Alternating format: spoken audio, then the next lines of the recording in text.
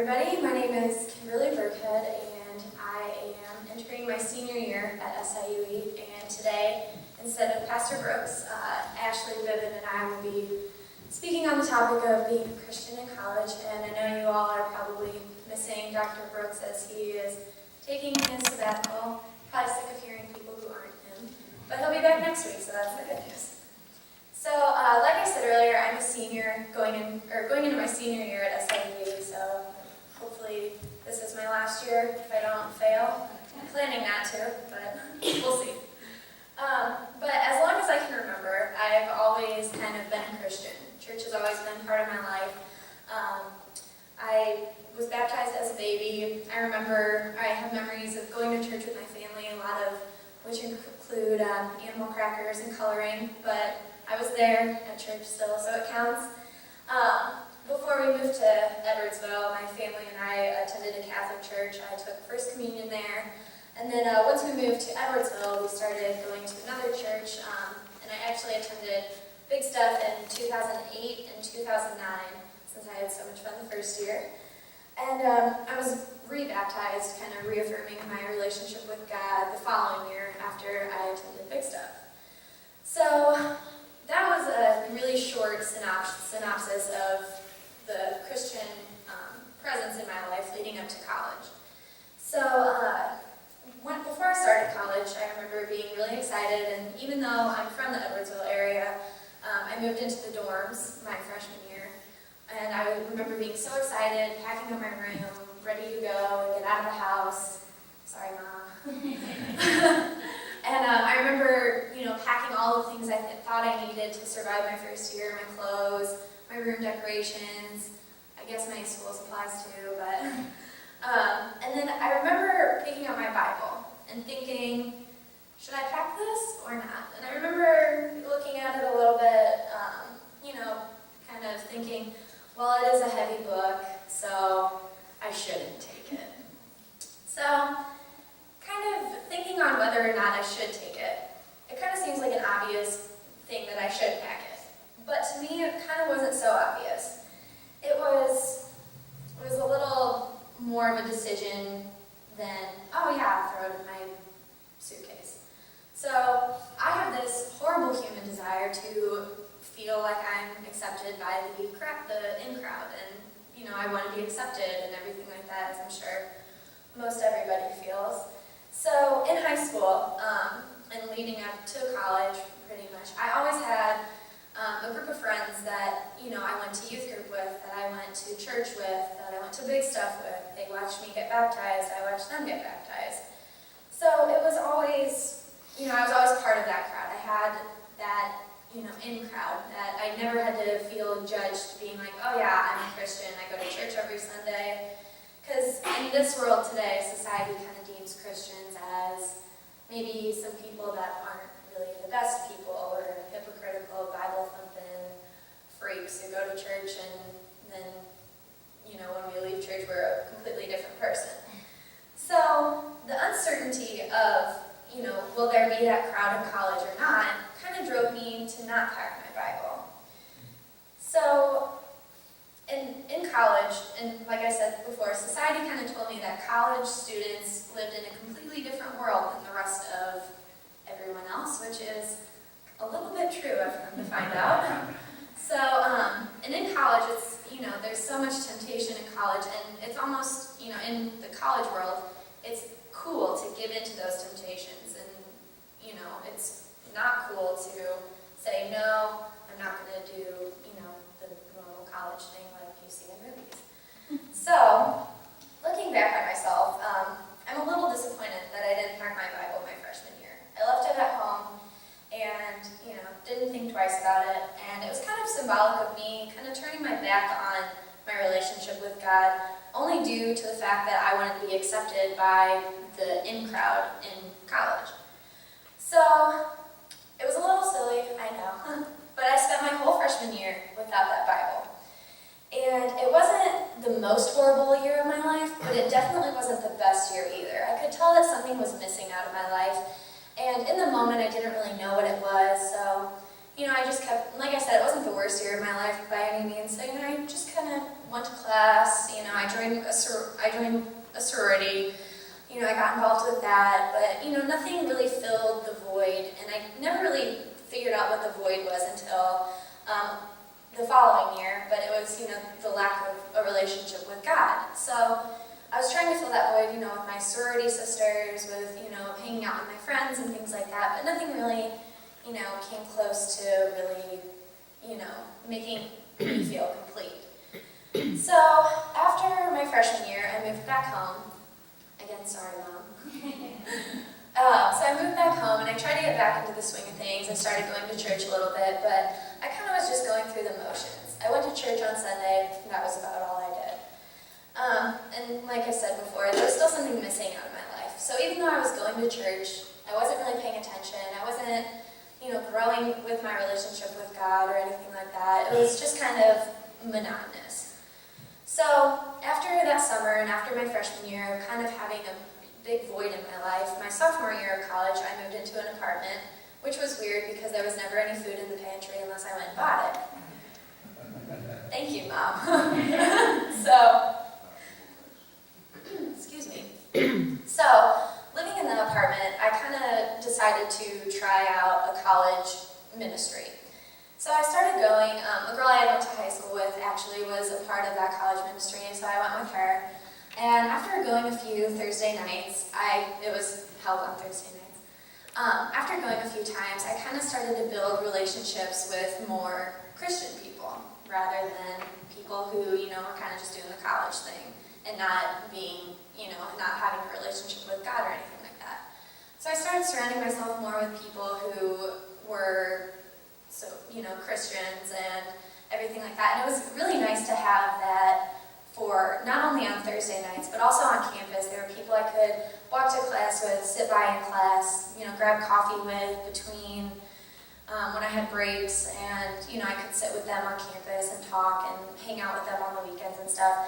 And I noticed that as I got closer to them, I also, became closer to God. I, thirsted for a relationship with God and wanted to learn more and everything like that. So my experience in college and battling with my lack of relationship with God, kind of, as I was thinking about what to talk about this Sunday, kind of brought up the question, can I be a Christian without being weird? Because as I was going into college, the reason I didn't pack my Bible was because I didn't want people to think I was weird. I didn't want people to be like, oh, she has a Bible on her bookshelf. Weird. So, my desire to be in the in crowd, the desire not to be weird, I didn't, want to outright, yell about my Christianity from the top of the hill or anything like that. So, it's funny because now I'll say I'm a Christian, and sometimes I get weird looks, and I always try to rate the looks on how weird they are. So it's a little entertaining. Definitely has the weirdest face there. But so like I mentioned earlier, society kind of has deemed Christians as a weird group of people. But when I started thinking about the word weird, I decided to look up the definition of weird. And the dictionary definition of weird is supernatural or belonging to or suggesting the supernatural. And then I kind of went down a rabbit trail with that, and I looked up the definition for supernatural. And the definition of supernatural is not of this world. And in the Bible, it even tells us that we are weird because it says, I am not of this world. And if you go back to the definition of supernatural, then back to weird, it's basically saying, I'm weird in the Bible. I think it's John 8:23. So when it says, I am not of this world, we're not meant for Earth. We have a short period of time here, which is a little blip on the radar of eternity and everything like that. So your time here should be spent being weird. Pretty much. So since, being a Christian is actually kind of weird. We're a weird people. We're not of this world. We're meant for, bigger things. We're meant to spread the word of God. And, God is definitely not of this world, so he's kind of weird too. So, it's hard to be weird in college, but it's also a good thing to be weird in college, because if you're not weird, you're normal, and how boring is normal? You do the same thing every day. In my whole freshman year, I was normal per se. I did the same things every day, every weekend. It just became really boring. And when I started going to that college youth group, I started, kind of doing more fun things, and I was being weird, and I didn't really, care what other people thought. And it was a lot nicer than being normal. So, my challenge for you guys is to all go out in the world and be weird. And so now we have Ashley Bevin, who's going to speak a little more on being a Christian in college.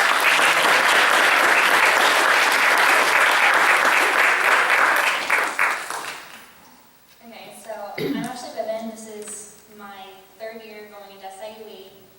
And going off of Kim's story, I've never been worried about being weird. If you knew my parents, you'd totally understand that our whole family is weird. As I'm watching. But during high school is when I had my little runaway with, wanting to get done what I wanted to get done. Not necessarily, turning my back, but was more worried about sports and scholarships and college and working and everything. So instead of going to church or going to youth group, I ran to, other things. And it's not really what I wanted going to college. But it sucks so much not having my church family behind me my last year of high school, because I never went to church and I never went to youth group. And it sucked. So when I was getting ready to leave for college, I looked at my mom and I was like, I have to go to church. So got up, found this church and everything, and the biggest thing I wanted here was, one, I wanted my church body, I wanted that behind me, but also during the second I got up during first service, I realized I also need to use my talents, so I totally switched what I was going to say during first service. And to use my talents here, my biggest one I used first was my photography, because I was able to do the photography for the golf outings. And, helping out with the golf outing and being a part of the youth group and doing all of my photography stuff led me to another door, which was helping out with the youth group and being involved with the youth group every week as much as I can be, between work and school. And I love it so much. The kids teach me so much, along with me teaching them so much. I was teaching the younger kids one day, and during a whole mess of questions and berating, what we were talking about, one of the kids looks at me and goes, "Would you sacrifice yourself like Jesus did?" Yes, was my answer at the time. And then thinking about it later, I would hope God would inspire me to do the same decision, but I can't say, on my own I'd be able to make that, and that's what I need my church body for. And then along, using my talents more, last year I got involved with scripture reading and doing all that and being a part of that, which is so fun. Like, I know me and my mom talked about me getting up here and being like nervous as heck, trying to, spit out the sermon and scriptures and all that stuff. And, me learning here and her and I talking is just, it's helped me grow so much in my faith in God and where I want to be.